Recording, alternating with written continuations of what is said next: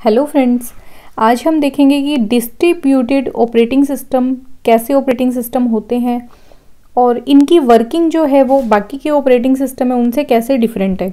यहाँ पे हमें एक छोटी सी चीज़ ध्यान रखनी है। डिस्ट्रीब्यूटेड का मतलब क्या होता है कि जैसे अपने घर के अंदर कोई सामान लेके आते हैं, उसे अपन क्या करते हैं, सबको बराबर मात्रा में बांट देते हैं।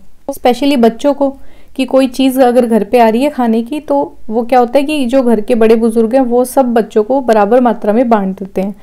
उसी तरीके से एक ऐसा ऑपरेटिंग सिस्टम जो उसके पास जितनी भी रिसोर्सेज हैं, रिसोर्सेज से अब आपको एकदम क्लियर हो गया होगा कौन कौन सी रिसोर्सेज, प्रिंटर है या फिर कुछ भी रिसोर्सेज एक्स्ट्रा है, वो क्या करेगा, बहुत सारे कंप्यूटर्स को अलाउ करेगा कि इन रिसोर्सेज को आप बराबर मात्रा में यूज़ कर लो।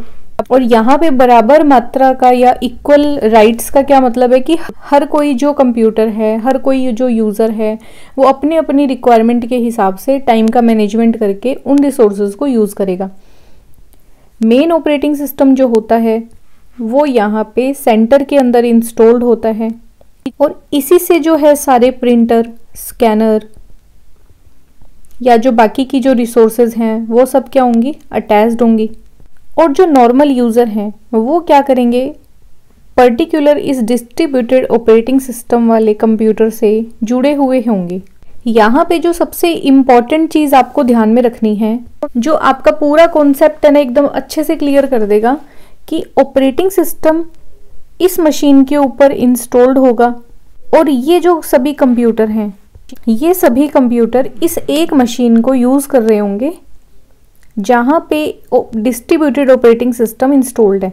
इसका एग्जाम्पल बेस्ट वाला क्या हो जाएगा, जैसे हम बैंकिंग के अंदर देखें, ये कोई SBI ब्रांच का सर्वर कंप्यूटर है और इस ऑपरेटिंग सिस्टम को जो जो कंप्यूटर यूज़ करेंगे उनकी स्क्रीन पे और कुछ भी नहीं चलता। अगर आप किसी भी ब्रांच में जाओगे तो वहाँ पे बहुत सारे कंप्यूटर तो पड़े होते हैं बैंक में, बट वो सब क्या चला रहे होते हैं, उनके कंप्यूटर की जो स्क्रीन होती है उसमें नॉर्मल SBI का ही सॉफ्टवेयर चल रहा होता है। ऐसा नहीं है कि वो कोई जीमेल को चला लें या फिर वो गूगल चला लें या फिर यूट्यूब को चला लें। इन सभी कंप्यूटर के ऊपर क्या रेस्ट्रिक्शन होती है कि आप एग्जैक्टली इस ही सॉफ्टवेयर के ऊपर काम करोगे। SBI का जो मेन सर्वर है वो तो है मुंबई में, और ये राजस्थान की अगर कोई ब्रांच है, और राजस्थान में भी आपको पता है डिस्ट्रिक्ट्स हैं, फिर डिस्ट्रिक्ट के भी अलग अलग तहसील हैं और तहसील के भी छोटे छोटे ब्लॉक्स हैं जहाँ भी क्या है कि SBI की ब्रांचेज हैं। उस एक ब्रांच में कोई भी डेटा अपडेट होता है, जैसे आपने अगर 2000 रुपये जमा करवाए इस एक ब्रांच में, जो कि राजस्थान के अंदर कोई बहुत ही छोटे गांव की ब्रांच है, इमीडिएट वो डेटा आपका इस सिस्टम पे सेव हो जाएगा।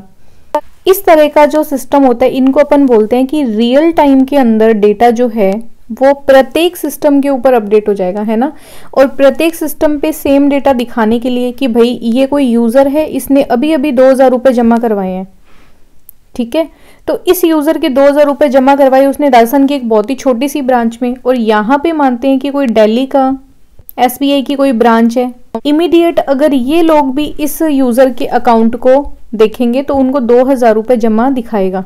इससे हमें क्या समझ आता है कि एक्चुअल में कंप्यूटर पे जो डेटा इसने यहाँ पे सेव किया था वो इस कंप्यूटर पे सेव नहीं होके वो एग्जैक्टली सेव कहाँ हुआ था, वो हुआ था SBI की मेन ब्रांच पे, जहाँ पे इस यूज़र का एग्जैक्टली मेन खाता है, उसके अंदर ही ये अपडेशन होती है। रियल टाइम का मतलब होता है उसी टाइम, 1 सेकेंड की भी देरी नहीं होनी चाहिए। लाइव आपने सुना होगा, लाइव ब्रॉडकास्ट करना या फिर लाइव टेलीकास्ट करना, उसमें क्या होता है कि जैसे PM मोदी हैं, उनके भाषण चलते हैं, लाइव चलते हैं ना, तो वो उस समय जो भी मीडिया के आगे बोलते हैं हमें भी वो न्यूज़ में एकदम लाइव दिखाता है। कोई 1 सेकेंड का फर्क हो सकता है या सेकेंड का भी बहुत ही छोटा पोर्शन, उसे हम बोलते हैं रियल टाइम के अंदर कोई भी काम होना।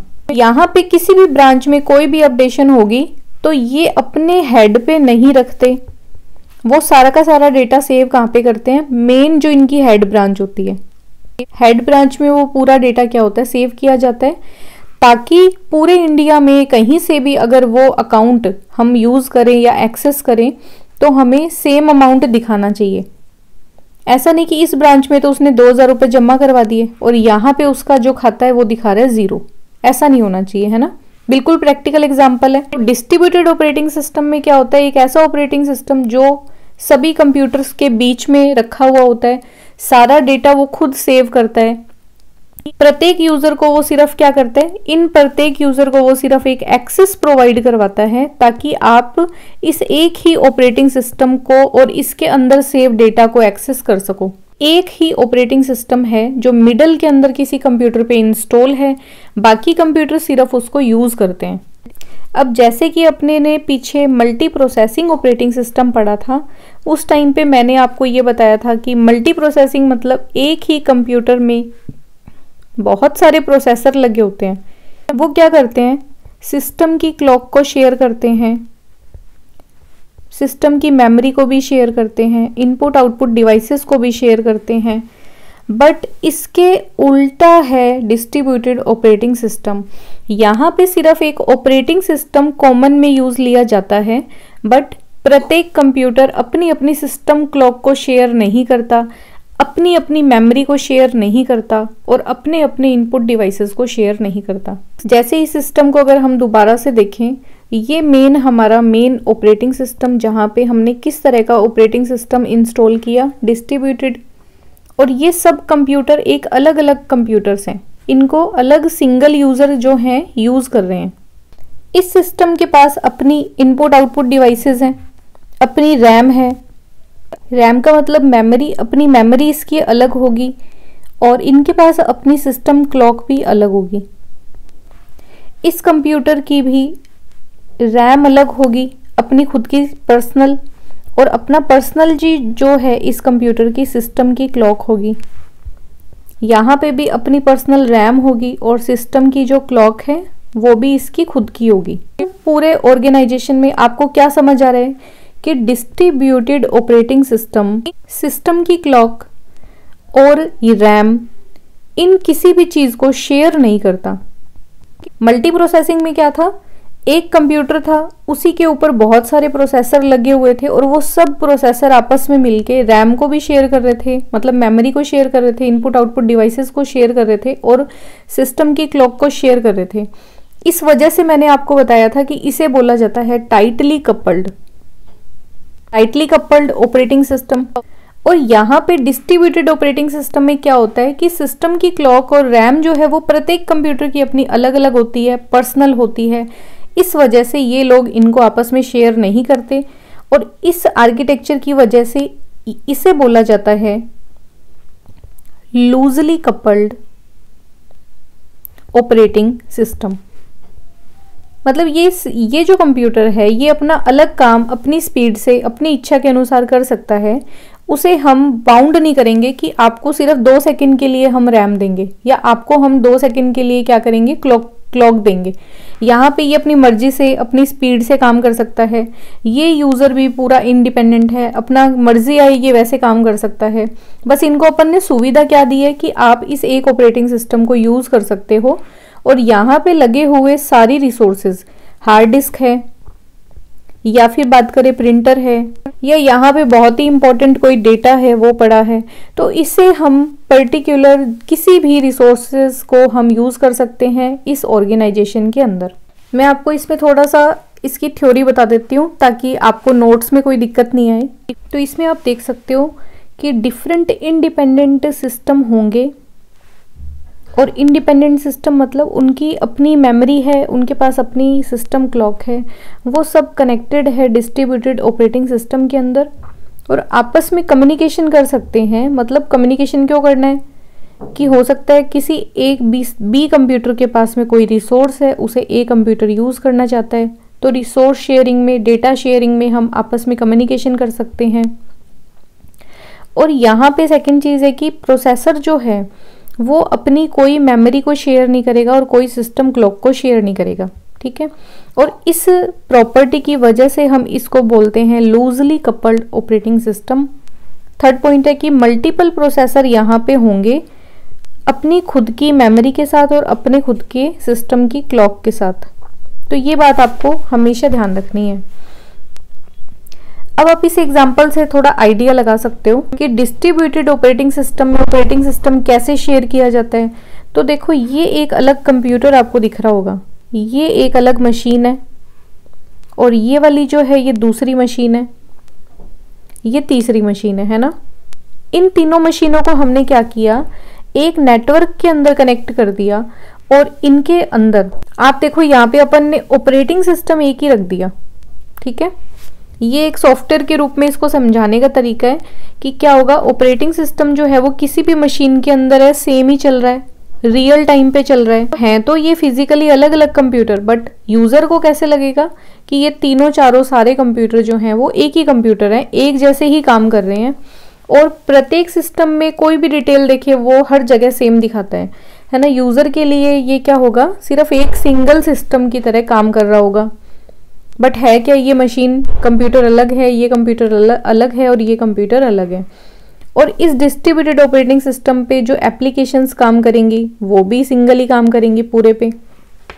और ये डायग्राम एकदम बेस्ट एग्जांपल है डिस्ट्रीब्यूटेड ऑपरेटिंग सिस्टम को समझने का, ठीक है। आप इसके ऊपर दिमाग लगाना, समझना ये कैसे किस तरीके से हमें यूजर इंटरफेस दे रहा है। तो बेनिफिट्स क्या है, कैरेक्टरिस्टिक्स क्या है वो देखेंगे। इसमें देखो हम इसे यूज क्यों करते हैं, तो रिसोर्सेज को जब हमें शेयर करना है उस टाइम हम इसका यूज कर सकते हैं, कम्युनिकेशन के लिए और डेटा शेयरिंग के लिए, है ना। डेटा शेयर मतलब आपस में अगर हमें डेटा शेयर करना है तो हम इसका यूज कर सकते हैं। तो ये है हमारा पूरा एग्जैक्टली डिस्ट्रीब्यूटेड ऑपरेटिंग सिस्टम। अब डिस्ट्रीब्यूटेड ऑपरेटिंग सिस्टम और नेटवर्क ऑपरेटिंग सिस्टम भी मैंने आपसे बात की थी स्टार्टिंग में, तो दोनों में डिफरेंस क्या है वो हम थोड़ा सा देख लेंगे ताकि थोड़ा और हमें क्लियर हो जाए। डिस्ट्रीब्यूटिव ऑपरेटिंग सिस्टम में फर्स्ट पॉइंट है हमारा कि कॉमन ओएस, एक ही ऑपरेटिंग सिस्टम को हम क्या करेंगे, शेयर्ड करेंगे, किसके साथ में, बिटवीन नेटवर्क ऑफ कंप्यूटर्स। मतलब 1 2 3 4 10 12 20 50 कितने भी कंप्यूटर हैं उनके बीच में हम क्या करेंगे, एक कॉमन ऑपरेटिंग सिस्टम को शेयर करेंगे। और नेटवर्क ऑपरेटिंग सिस्टम में क्या होता है, नेटवर्क ऑपरेटिंग सिस्टम में प्रत्येक कंप्यूटर के पास अपना एक खुद का ऑपरेटिंग सिस्टम होता है, has its own operating system. प्रत्येक कंप्यूटर के पास अपना एक अलग से ऑपरेटिंग सिस्टम होगा। यहाँ पे क्या होगा, सिंगल ऑपरेटिंग सिस्टम जो है वो मैनेज करेगा या फिर कंट्रोल करेगा। किसे कंट्रोल करेगा, तो नेटवर्क के अंदर जितने भी कंप्यूटर कनेक्ट हैं उन सब को एक सिंगल ऑपरेटिंग सिस्टम कंट्रोल करेगा, ये हमें ध्यान रखना है। और नेटवर्क ऑपरेटिंग सिस्टम क्या करता है, अलाउ करता है इंडिपेंडेंट जो डिफरेंट मशीन्स हैं उनको आपस में कम्युनिकेशन करने का एनवायरनमेंट देता है और डेटा शेयरिंग करवाने का मौका देता है। यहाँ पे क्या होगा, डिस्ट्रीब्यूटेड ऑपरेटिंग सिस्टम में मशीन्स आपस में इंडिपेंडेंट होंगी सारी, एक्सेस बाय यूजर, मतलब जो मशीन है जितनी भी कंप्यूटर हैं वो एक डिपेंडेंट मशीन्स हैं क्योंकि वो एक सिंगल ऑपरेटिंग सिस्टम पे डिपेंड है। और सिंगल ऑपरेटिंग सिस्टम जो मैनेज करेगा वो ही इन मशीन्स को भी मैनेज कर रहा होगा।